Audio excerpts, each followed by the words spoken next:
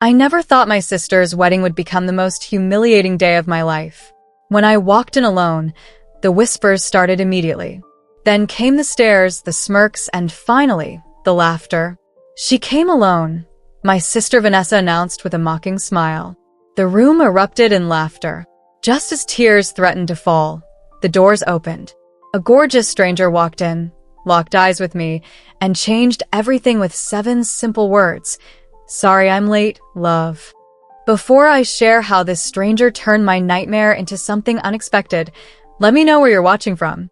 Drop your location in the comments, hit that like button, and subscribe to hear more stories about family drama and unexpected romance.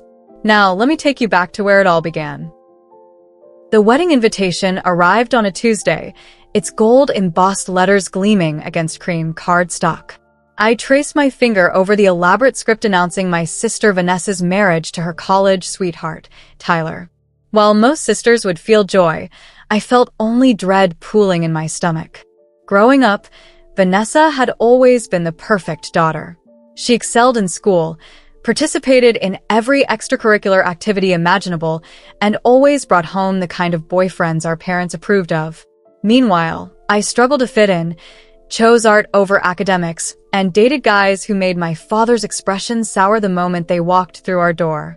"Don't forget to RSVP with your plus one," my mother Diane said during our weekly phone call, her voice carrying that familiar note of expectation. "Everyone's bringing someone." I clutched the phone tighter. "Mom, Marcus and I broke up 2 months ago. You know that." "Well, surely you've met someone new by now? What about that guy from your office your friend Grace mentioned?" "He's married, Mom." "Oh." The disappointment in her voice was palpable. "Well, you still have 3 weeks. Plenty of time to find someone suitable." The calls continued as the wedding approached. Each time, different variations of the same question. "Have you found a date yet?" From my mother, my aunts, even my younger cousins. The wedding was becoming less about Vanessa's happiness and more about my failure to secure a man to stand beside me. I considered not attending at all, but that would only confirm what they already thought, that I was bitter, jealous, and couldn't stand to see my sister happy. So I decided to go alone, to prove I was strong enough to face their judgment. Shopping for my dress was a lonely affair. I'd always imagined doing this with my mother or sister, but Vanessa was busy with her own wedding preparations, and my mother was too preoccupied with ensuring everything would be perfect for her favorite daughter's big day. The nights before the wedding were filled with anxiety dreams. In one, I arrived at the church, and everyone pointed and laughed. In another, the priest asked if anyone objected to the marriage, and my entire family stood up to declare I wasn't worthy of love. My friend Grace suggested I hire an escort service. "Just for appearance's sake," she said over coffee. "Nobody has to know he's not really your boyfriend." I considered it briefly, but decided against it. "That would only prove I'm as desperate as they think I am," I told her. "Besides, what happens when they start asking questions about our relationship? The whole thing would fall apart." "Then you're braver than I am," Grace said, squeezing my hand. "Just remember, their opinions don't define your worth." I nodded, wishing I could believe her. But years of being compared to my sister had left their mark, and as the wedding day approached, I could feel myself shrinking, becoming smaller in anticipation of their judgment. The night before the wedding, I laid out my emerald green dress on the hotel bed. It was beautiful, perhaps too beautiful for someone attending alone. For a moment, I considered exchanging it for something less noticeable, something that would help me blend into the background. But then I remembered Grace's words. I deserve to look and feel beautiful, regardless of whether I had a man by my side. As I fell into a restless sleep, I promised myself I would hold my head high tomorrow. I would smile through their pity and laugh off their comments. I would show them that Alana Carter didn't need a plus one to be complete. But deep down, I knew it wouldn't be that simple. The morning of Vanessa's wedding dawned bright and clear, mocking my dark mood. I stood in front of the hotel mirror, applying my makeup with trembling hands. Each brush stroke felt like armor I was putting on for battle. My phone buzzed repeatedly with messages from cousins I hadn't spoken to in months. "Can't wait to meet your date," texted cousin Monica. Is he cute? Bring him to our table, wrote cousin Jessica. I ignored them all. The drive to the church was torture. Twice I nearly turned around, concocting excuses in my head. Food poisoning, flat tire, sudden death. Anything seemed better than facing my family alone. But I kept driving, knuckles white against the steering wheel. The church parking lot was already filled with cars when I arrived. Couples walked arm in arm toward the entrance, women in colorful dresses, men in sharp suits. I sat in my car watching them, postponing the inevitable. You can do this, I whispered to my reflection in the rearview mirror. It's just one day. Walking into the church felt like walking into a spotlight. Heads turned, eyes widened, whispers began. I clutched my purse tighter and forced a smile. Alana, you made it. My Aunt Patricia approached, her eyes darting behind me, searching for a companion who wasn't there. Oh, you came alone? Well, that's brave. Nice to see you too, Aunt Patricia, I said, trying to keep my voice steady. You know, your cousin Jennifer's friend's son is single. Very handsome. I could introduce you at the reception. I'm fine, thanks. I moved past her before she could see the flush creeping up my neck. I chose a seat in the back row, hoping to remain invisible. No such luck. Uncle Steve spotted me and made his way over. All by yourself, huh? He said loudly enough for nearby guests to hear. Well, more room to spread out, right? He laughed at his own joke. From my seat, I could see Vanessa being photographed with her bridesmaids outside the church. They were laughing, flower bouquets held aloft, sunshine glinting off their matching necklaces, gifts from Vanessa, no doubt. I hadn't been asked to be a bridesmaid. It's nothing personal, Vanessa had explained when I'd confronted her about it. It's just that my friends and I have been planning this since college. You wouldn't fit in with the aesthetic. The aesthetic. As if that mattered more than having her only sister stand beside her. The organist began playing, signaling the start of the ceremony. Guests settled into their seats. I noticed a few empty chairs around me, creating an island of solitude in a sea of pairs. As the bridal march began and everyone stood, I felt a lump form in my throat. Vanessa looked radiant walking down the aisle on our father's arm. Her dress was everything she dreamed of, an extravagant ball gown with a cathedral train. Dad looked proud, his chest puffed out, eyes misty. I wondered if he'd look that proud walking me down the aisle someday. If that day ever came. Throughout the ceremony, I couldn't help but notice how often the priest mentioned partnership, unity, and companionship. Each word felt like a personal attack, a reminder of what I lacked. By the time Vanessa and Tyler exchanged rings, I was counting the minutes until I could escape to the reception, where at least there would be alcohol. As guests filed out of the church, I hung back, not wanting to get caught in conversation. I overheard my mother talking to a relative. No, Alana's not seeing anyone right now. She's focusing on her career. The false brightness in her voice made me cringe. My career as a graphic designer was successful, but in my family's eyes, no professional achievement could compare to landing a husband. The gap between the ceremony and reception stretched before me like a desert. While family groups took photos on the church steps, I retreated to my car, blasting the air conditioning and scrolling mindlessly through social media. Everyone seemed to be part of a pair, even online. Happy couples at beaches, restaurants, concerts. I tossed my phone onto the passenger seat in frustration. An hour later, I pulled up to the reception venue, an elegant country club overlooking a lake. The same scene played out again. Couples emerging from cars, holding hands, adjusting each other's attire. I took a deep breath and stepped out into the sunshine, smoothing down my dress and squaring my shoulders. Just one day, I reminded myself, you can survive anything for one day. But as I walked toward the entrance, a voice in my head whispered back, can you really?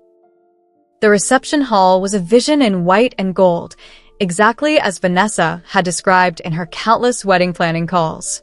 Crystal chandeliers hung from the ceiling, casting a warm glow over elegantly set tables. A massive dance floor stretched before a stage where a live band was setting up. Name? Asked the hostess at the entrance, clipboard in hand. Alana Carter. Her eyes scanned the list. Ah, yes. You're at table 17. Table 17 turned out to be what could only be described as the singles table, tucked away in a corner far from the bride and groom. My companions included 2 teenage cousins glued to their phones, my recently divorced Uncle Howard, and my grandmother's friend Ruth, who was at least 85 and kept asking if I was the waitress. No, Ruth, I'm Robert's daughter. I explained for the 3rd time. Who? Robert, Diane's husband, the father of the bride. Oh. She squinted at me. You're not married, are you? I took a large sip of wine. As guests mingled during cocktail hour, I made my obligatory rounds, plastering on a smile so fixed my cheeks hurt. At the photo booth set up for couples, the photographer looked at me expectantly. Just me, I said. Oh. He seemed confused by the concept. We could wait for your partner? There isn't one. Can you just take the photo? The resulting picture showed me standing awkwardly alone against a backdrop of intertwined hearts and the words, Vanessa and Tyler forever. I was heading back to table 17 when I overheard my name from a nearby conversation group. Poor Alana, my mother's friend Barbara was saying. I thought she and that Marcus boy would go the distance. Diane says she's devastated. Well, she's not getting any younger, replied another woman. 30 next year, isn't she? The good ones get snatched up quick. I quickened my pace, cheeks burning. I wasn't devastated about Marcus. Our relationship had been comfortable but passionless, ending with a mutual recognition that we wanted different things. But my family had created their own narrative. Poor Alana, dumped and desperate. Dinner was announced and guests took their seats. The bridal party made their grand entrance, Vanessa and Tyler last, beaming as they stepped onto the dance floor for their first dance. They moved gracefully to their chosen song, Forever Yours, while guests watched adoringly. After the father-daughter dance, during which I studiously examined my nail polish, it was time for speeches. Tyler's best man went first, followed by Vanessa's maid of honor, both sharing touching and funny stories. Then, unexpectedly, Vanessa herself took the microphone. I want to thank everyone for coming today, she began. It means so much to see all your faces, all the people who love and support us. Her gaze swept the room until it landed on me. Even my sister Alana made it, though she came alone. The way she emphasized alone caused a ripple of laughter.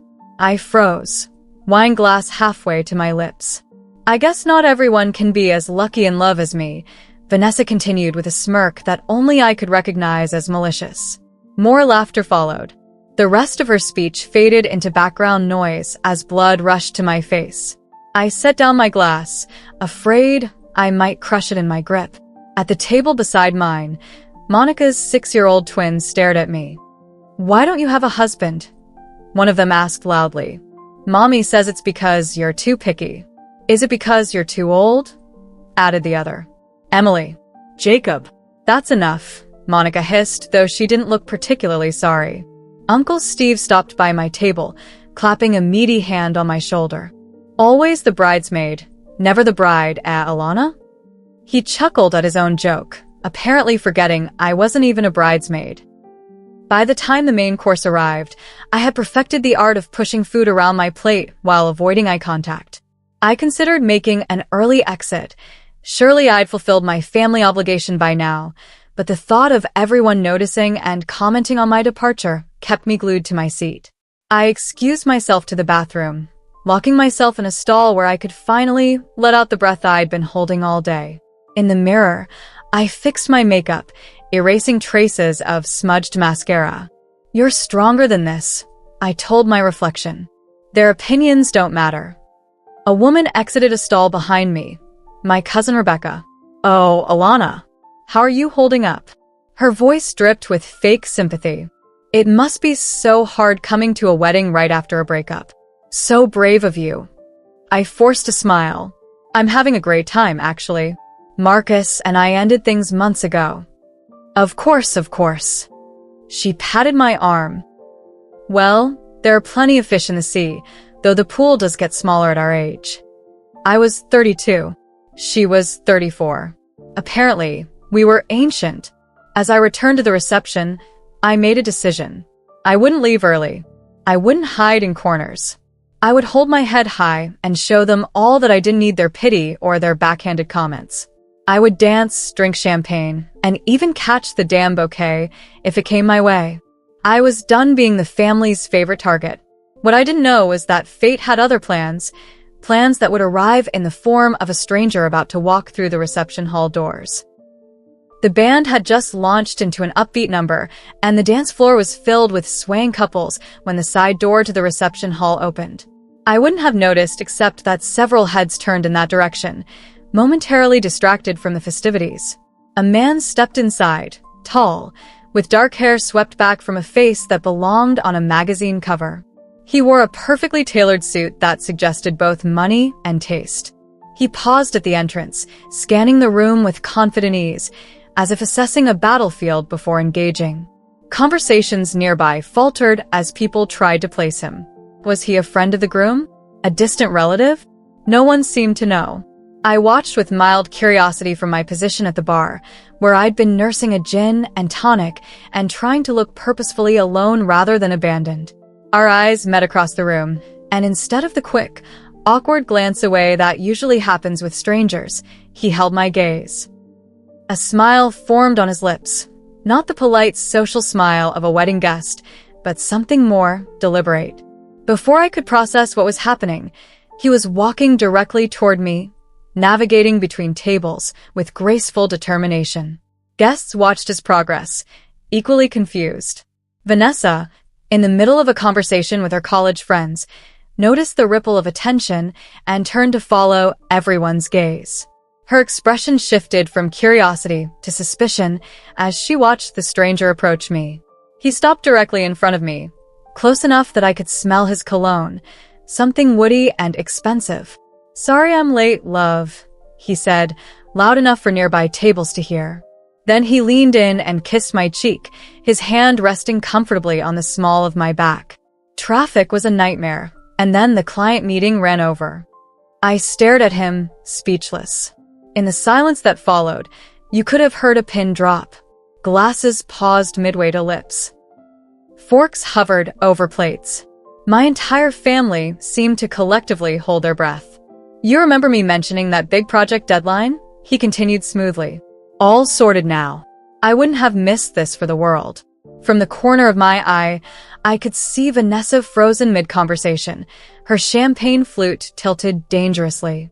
My mother's mouth had formed a perfect O of surprise. Uncle Steve was squinting at us like he couldn't quite believe what he was seeing.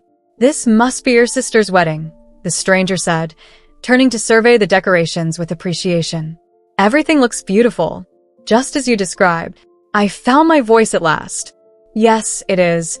I managed," my mind racing to catch up with what was happening. He extended his hand to the bartender. "Sebastian Reed. I'm with Alana." Sebastian. Even his name sounded like it belonged to someone who sailed yachts and summered in exclusive locations. As if on cue, my mother materialized beside us, her social smile firmly in place, but her eyes wide with questions. "Mom," I said, heart pounding, "this is Sebastian." "Sebastian, this is my mother, Diane." "Mrs. Carter," Sebastian said, taking her hand. "It's a pleasure to finally meet you. Alana speaks so highly of you." "Does she?"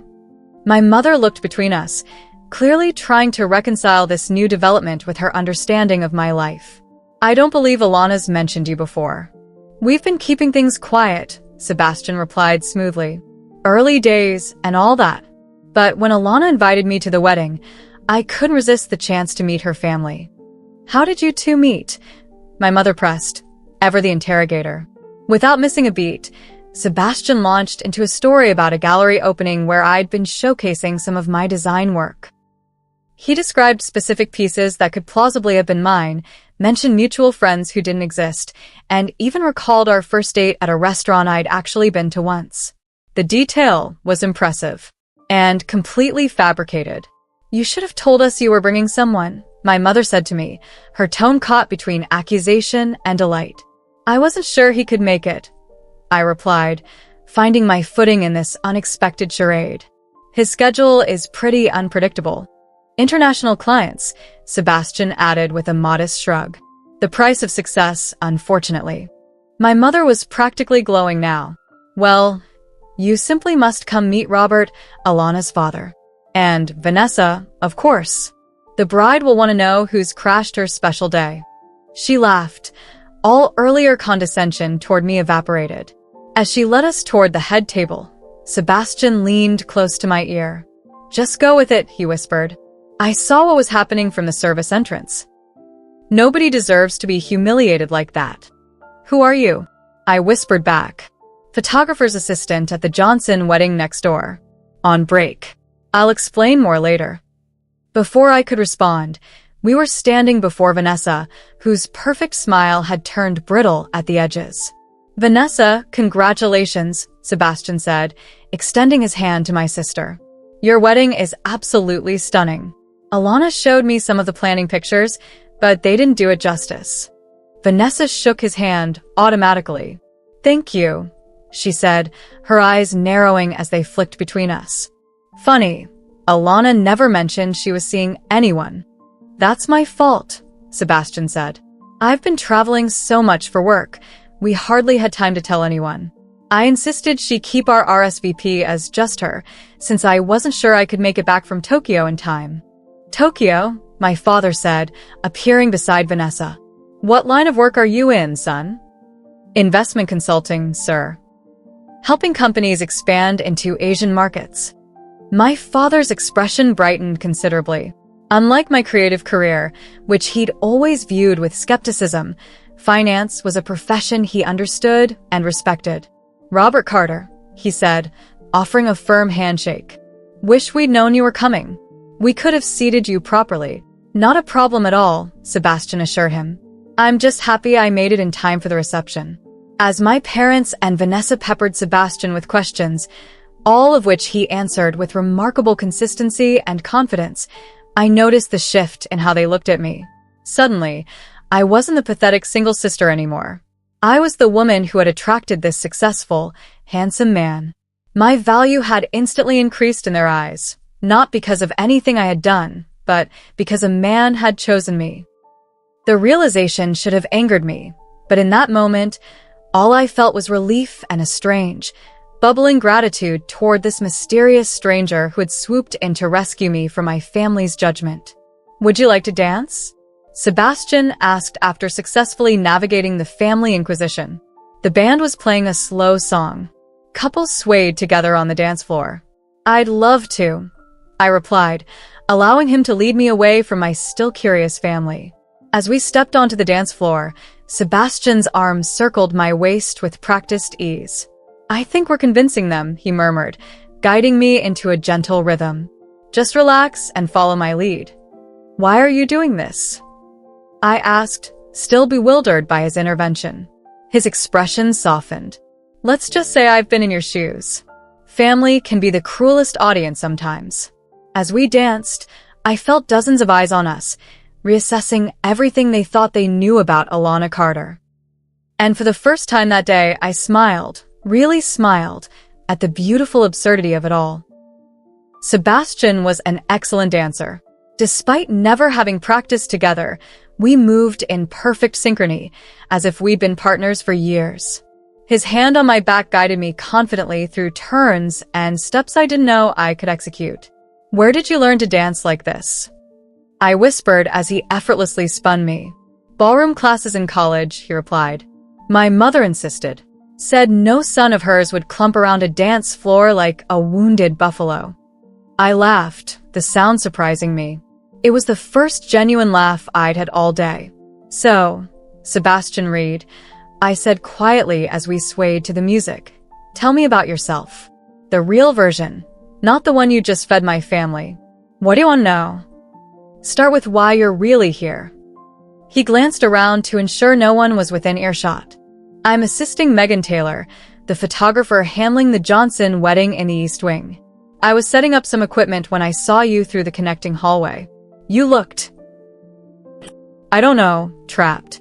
Then I overheard your sister's comment about you coming alone, saw everyone laughing. And you decided to play hero? I tried to keep the skepticism from my voice. More like I recognized a familiar situation. My cousin's wedding last year. My family's just as bad. When are you settling down, Sebastian? That artist girlfriend wasn't suitable anyway. Your brother's already given your parents 2 grandchildren. He mimicked the voices with startling accuracy. The artist girlfriend sounds interesting. She was. Still is, I imagine. She moved to Paris 6 months ago. We tried long distance, but... He shrugged. Some things aren't meant to last. As we danced, we exchanged whispered life stories. I learned he was 34, had studied photography and business, and was building a portfolio while working commercial gigs to pay the bills. He'd grown up in Chicago with parents who had his life mapped out: prestigious university, corporate career, marriage to someone from their social circle. His decision to pursue photography had created a rift that was still healing. I told him about growing up in Vanessa's shadow, my graphic design career that my family dismissed as drawing pictures on computers, and my recent breakup with Marcus. He wanted someone more traditional, I explained.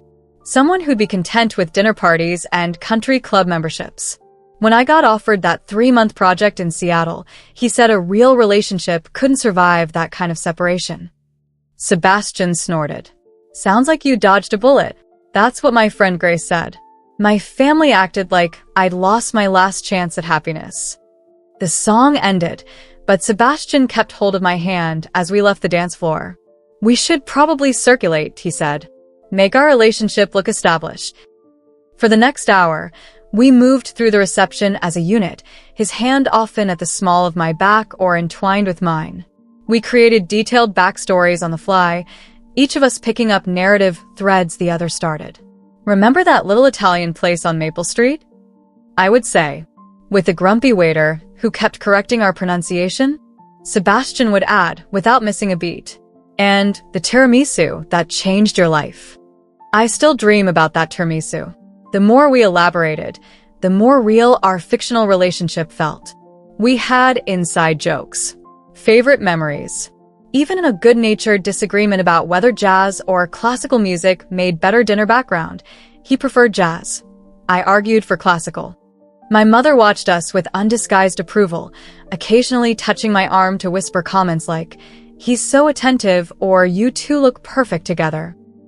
My father engaged Sebastian in lengthy conversations about investment strategies and economic forecasts, topics Sebastian navigated with surprising knowledge. Even Aunt Patricia, who had earlier pitted my single status, now wanted my advice on how to meet quality men. "You must tell me your secret," she insisted, eyeing Sebastian as he fetched us both fresh drinks from the bar. Only Vanessa remained skeptical. I caught her watching us narrowly several times, as if trying to spot the seams in our performance. When Sebastian excused himself to use the restroom, she cornered me near the dessert table. "So, where have you been hiding him?" she demanded. "And don't say he's been traveling. Nobody keeps a relationship this serious a complete secret." "We've been taking things slow," I replied, helping myself to a chocolate-covered strawberry.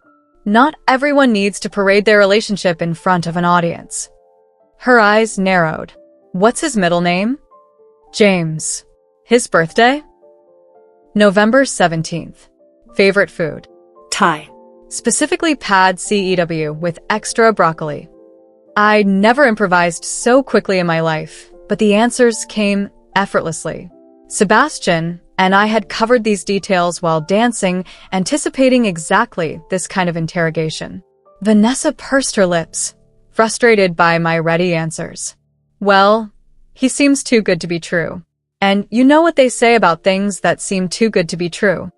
Maybe you're just not used to seeing me happy," I replied, surprised by my own boldness. Before she could respond, Sebastian returned, sliding an arm around my waist. "Everything okay here?" he asked, his tone pleasant but his eyes watchful. "Perfect," I said. Vanessa was just saying how surprised she is by our relationship.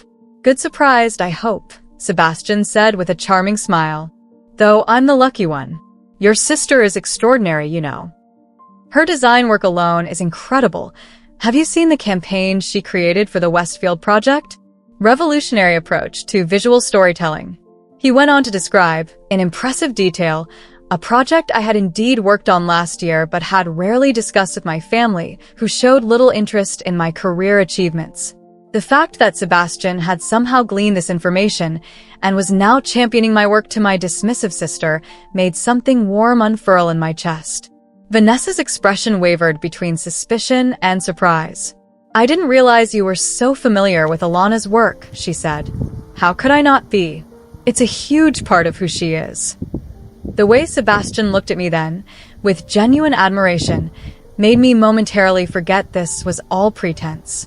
As the evening progressed, I spotted a familiar face across the room. Marcus, my ex-boyfriend, with his new girlfriend Nicole. My mother had mentioned he might attend. He and Tyler had been college roommates, but seeing him still sent an uncomfortable jolt through me. Sebastian noticed my sudden tension. What's wrong? I nodded discreetly toward Marcus. Ex-boyfriend. 3 o'clock. Blue tie, blonde date. Sebastian assessed them without being obvious. Ah, The traditional guy. He looks exactly as I imagined. Very conventional. Be nice, I murmured, though I appreciated his subtle support. Should we say hello?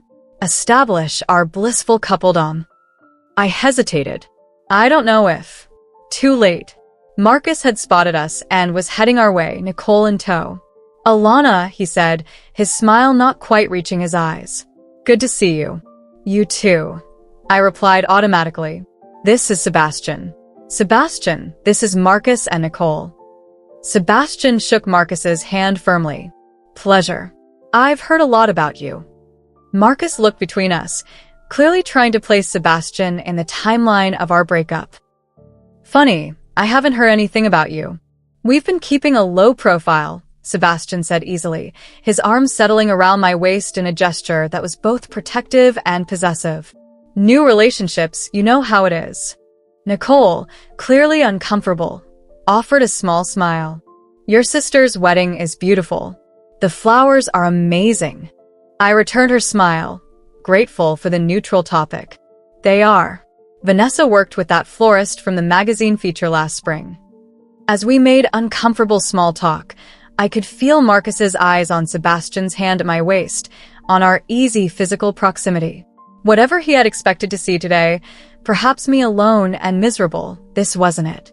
Well, we should get back to our table, Marcus finally said. Good to meet you, Sebastian. Likewise, Sebastian replied. Enjoy the rest of the evening. As they walked away, Sebastian leaned close to my ear. You're well shot of him, he murmured. The way he kept adjusting his tie? Classic insecurity tell. I stifled a laugh. Stop analyzing my ex. Can't help it. Photographer's eye. We noticed details. He guided me toward the glass doors, leading to the venue's balcony.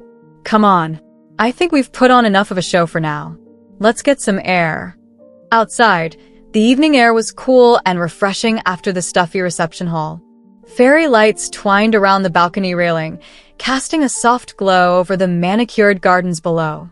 In the distance, the lake reflected the moon, a perfect silver disk on dark water. We stood side by side at the railing, a comfortable silence between us. For the first time that day, I felt like I could breathe properly. Thank you, I said finally. What you did in there, I don't know how to repay you. Sebastian smiled. Consider it my good deed for the year. Besides, it's been the most entertaining wedding I've ever attended, and I've worked dozens. still. It was kind, especially since you don't know me at all. He turned to face me, his expression thoughtful. Sometimes strangers see us more clearly than the people who are supposed to know us best. Your family looks at you and sees what they expect to see. I looked at you and saw someone drowning in their expectations. The accuracy of his assessment made my throat tight. They've always had a very specific idea of who I should be. Vanessa fits the mold perfectly. I never have. And yet you keep showing up, hoping they'll finally see you. Pathetic, right? Human, he corrected gently. We all want to be seen for who we really are. Accepted. Valued. The vulnerability of the moment hung between us. Here was someone who had known me for mere hours, yet seemed to understand parts of me my family never had. Sebastian leaned against the railing. For what it's worth, from what I've seen today, they're the ones missing out, not seeing how remarkable you are. You don't know me, I reminded him, though the words lacked conviction. I know enough. I know you're creative and successful in a challenging industry. I know you've got quick wit and resilience. I know you chose authenticity over an unfulfilling relationship. Those aren't small things, Alana. The way he said my name, like it was something precious, made my heart flutter in a way it hadn't in years. We were standing closer now, the space between us charged with something neither of us had anticipated. Sebastian's gaze dropped to my lips, and I found myself swaying toward him, drawn by an invisible current. The balcony door swung open with a bang. We jumped apart like guilty teenagers. Vanessa stood in the doorway, her wedding dress gleaming in the fairy lights. There you are, she said, her voice sharp. Mom's looking for you. It's almost time for the bouquet toss. Her eyes moved suspiciously between Sebastian and me. What are you two doing out here anyway? Just getting some fresh air, I said, hoping the darkness hid my flushed cheeks. It's hot inside. Aha. Vanessa clearly didn't believe me. Well, come on. Everyone's waiting. As we followed her back inside, Sebastian whispered, That was close. Your sister has terrible timing. I suppressed a smile. Always has. What I didn't say was that for the first time in my life, I was grateful for Vanessa's interruption. Because whatever was happening between Sebastian and me was no longer just pretend, and that terrified me more than facing my family alone ever had. The bouquet toss was a predictably awkward affair. Despite being in a relationship, I was still pushed into the group of single women by my enthusiastic aunts. You're not married yet, Aunt Patricia insisted, practically shoving me forward. Sebastian watched from the sidelines, clearly amused by my discomfort. I shot him a look that promised retribution, which only made his grin wider. Vanessa stood on a chair, her back to the crowd, bouquet poised. I positioned myself at the edge of the group, planning to make a minimal effort. But when Vanessa tossed the flowers, she turned slightly, her eyes finding mine with deliberate precision. The bouquet sailed directly toward me, giving me no choice but to catch it or be hit in the face. Reflexively, my hands went up. The bundle of white roses and baby's breath landed squarely in my arms. A cheer went up. My mother clapped ecstatically. Vanessa's smile was tight. Look at that, she announced. Maybe Alana will be next after all. Sebastian better watch out. The crowd laughed. Sebastian raised his glass in acknowledgement, playing along perfectly. As the party continued, we maintained our couple charade, dancing to upbeat songs, sharing dessert, posing for photos. Every now and then, I would catch Sebastian looking at me with an expression I couldn't quite interpret, something beyond the act we were putting on. We were sitting at a quiet corner table, taking a break from the performance, when cousin Monica approached, her expression uncharacteristically serious. Alana, can I talk to you for a second? She asked, her eyes flicking to Sebastian. Sure, I said, confused by her somber tone. Is everything okay? Actually, I just ran into Kelly from the Johnson wedding next door. We used to work together. Monica's gaze shifted meaningfully to Sebastian. She mentioned their photographer had an assistant named Sebastian. My stomach dropped. Sebastian's expression remained neutral, but I felt him tense beside me. What a coincidence, he said smoothly. It's a common name. Monica wasn't buying it. She described you perfectly, right down to the navy suit. Sebastian and I exchanged glances. The game was up. Monica, I can explain, I began, but she was already backing away. I'm going to get Vanessa, she said. She should know someone's crashing her wedding. Before we could stop her, Monica had hurried to the head table where Vanessa was chatting with her bridesmaids. We watched as she whispered in Vanessa's ear. Vanessa's head snapped up, her eyes finding us across the room. This isn't good, Sebastian murmured. I'm so sorry, I said. I never meant to drag you into family drama. Hey, I volunteered, remember? He squeezed my hand. Don't worry. Whatever happens, we'll handle it. But I wasn't prepared for the spectacle Vanessa created. She marched across the reception hall, Monica and 2 bridesmaids in tow, her white dress parting the crowd like the bow of a ship. You, she said, pointing at Sebastian when she reached our table. You're not Alana's boyfriend. You work at the Johnson wedding. You're a complete stranger who crashed my wedding. Heads turned. Conversation stopped. The DJ, sensing drama, awkwardly lowered the music volume. Sebastian stood. I can explain. And you, Vanessa continued, turning to me, her voice rising. You brought a complete stranger to my wedding? Pretended he was your boyfriend? What is wrong with you? My face burned as guests gathered to watch the confrontation. My parents pushed through the crowd, confusion and alarm on their faces. What's going on? My father demanded. Alana's boyfriend is a fraud, Vanessa announced loudly. He works at another wedding. She's so desperate she convinced a complete stranger to pretend to be her date. The murmurs began immediately. I saw the pity returning to people's eyes, worse now because I'd been caught in a lie. Uncle Steve shook his head. Aunt Patricia covered her mouth in shock. My mother looked devastated, as if I'd personally betrayed her. Is this true? My father asked Sebastian. Sebastian hesitated, clearly torn between honesty and protecting me. Sir, it's not what it looks. Yes, it's true. I interrupted, standing up. My heart was pounding, but suddenly I was tired of lies. The ones Sebastian and I had created today, and the ones I'd been telling myself for years about my family. A hush fell over the gathered crowd. Even Vanessa seemed surprised by my candor. Sebastian is a photographer's assistant at the Johnson wedding. We met today. He saw how you all were treating me and decided to help. I took a deep breath. But that's not the real issue here, is it? Alana, my mother warned. This isn't the place. It's exactly the place, I continued. For years, I've let this family make me feel like a failure because I don't fit your narrow definition of success. Because I chose a career in art instead of law or medicine. Because I value independence over tradition. Because I'd rather be alone than with someone who doesn't appreciate who I really am. I looked at Vanessa. You announced to everyone that I came alone like it was something shameful. You've always treated me like I'm less than you because I marched to my own drum. You didn't even want me as your bridesmaid because I didn't fit your aesthetic. Vanessa's face flushed. That's not fair. It's completely fair. And Mom, Dad, I turned to my parents. You've always compared us, always made me feel like I was the disappointing daughter because I wasn't exactly like Vanessa. Do you have any idea what that does to a person? To always feel like you're not enough. My voice broke slightly, but I pressed on. Today, the moment you thought I had a successful boyfriend, suddenly I was worthy of your respect. Suddenly my career was interesting, my choices valid. What does that say about how you value me as a person?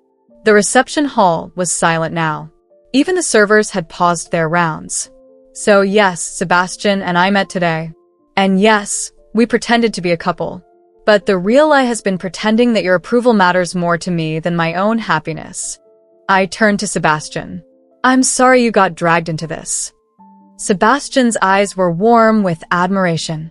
Don't apologize. That was long overdue.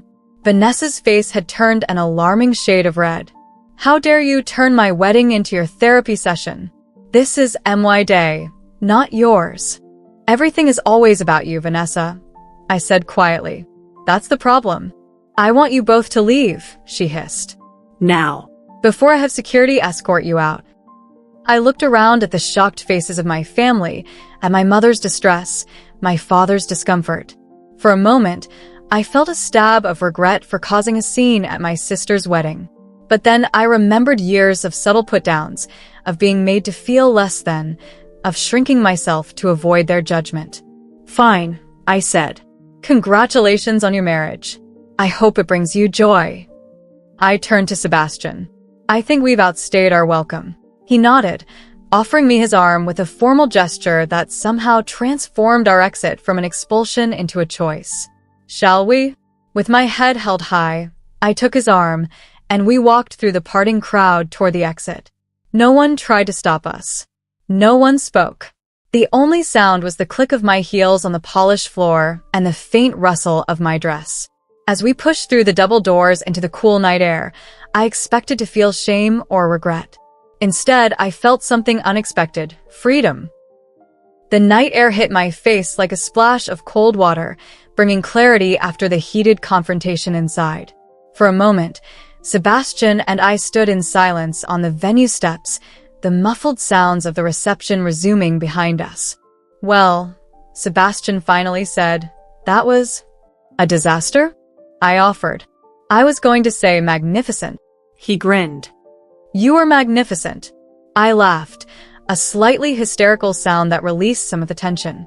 "I just blew up at my entire family at my sister's wedding. I'll never hear the end of this." "Probably not," he agreed. "But was it worth it?" I considered the question seriously. "Yes," I said, surprising myself with the certainty in my voice. "It was worth it." Sebastian checked his watch. "My shift at the Johnson wedding ended 20 minutes ago. Are you hungry? There's a diner about 10 minutes from here that serves breakfast all night." The idea of pancakes and coffee suddenly seemed like the perfect epilogue to this strange day. "I'm starving, actually." I was too nervous to eat anything inside. "Pancakes it is, then." We drove separately, meeting in the diner's parking lot. The place was nearly empty at this hour, just a few truckers at the counter and a group of teenagers in a corner booth, coming from or going to some late-night adventure. We slid into a booth by the window, the vinyl seats squeaking beneath us. A tired-looking waitress named Brenda brought menus and coffee without being asked. "You look like you need this," she said, pouring the steaming liquid into thick, white mugs. "You have no idea," I replied. Once we'd ordered chocolate chip pancakes for me, Denver omelet for Sebastian, we finally had a moment to process everything that had happened. "I should be mortified," I said, warming my hands on the coffee mug. "But I mostly feel relieved." "Sometimes the truth is like that," Sebastian replied. "Scary to face, but freeing once it's out." I've never stood up to them like that before. I always just took it, tried to be what they wanted. What changed? I considered the question. You, partly. Seeing myself through your eyes today, someone who valued me without conditions, without history. It made me realize how little I valued myself. Sebastian's expression softened. "For what it's worth, I wasn't pretending when I talked about how impressive you are. Your work, your independence, your quick thinking, all real. Even though you've known me for less than 6 hours? Sometimes 6 hours is enough to see someone clearly." Our food arrived, steaming and generously portioned. As we ate, we talked more about our lives, no longer needing to maintain a fictional relationship, but genuinely interested in learning about each other. Sebastian told me about his photography, showing me some of his work on his phone, stunning black and white portraits that captured raw emotion in everyday moments. "These are incredible," I said, swiping through the images. "You have a real gift." "Thanks. My parents still think it's a hobby I'll outgrow." He shrugged. "Maybe someday they'll come to a gallery showing and finally get it. Or maybe they won't. I'm learning to be okay with either outcome." "That's what I need to learn," I admitted.